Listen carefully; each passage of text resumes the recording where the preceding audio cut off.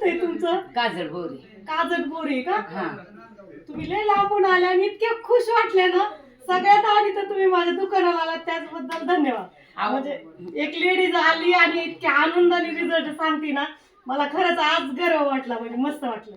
आपण कांद्याला असणार रिझल्ट लय छान आहे ना, की खुरपान सगळी वाचली. खुरपण वाचली म्हणून खुश. हा, खुरपान वाचली, खुश आहे. कांदा लसूण लय छान आहे.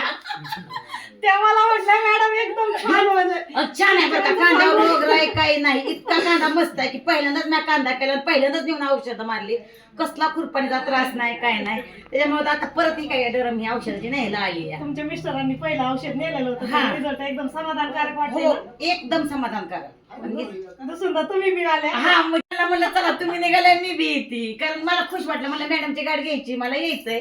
ती म्हणलं चल.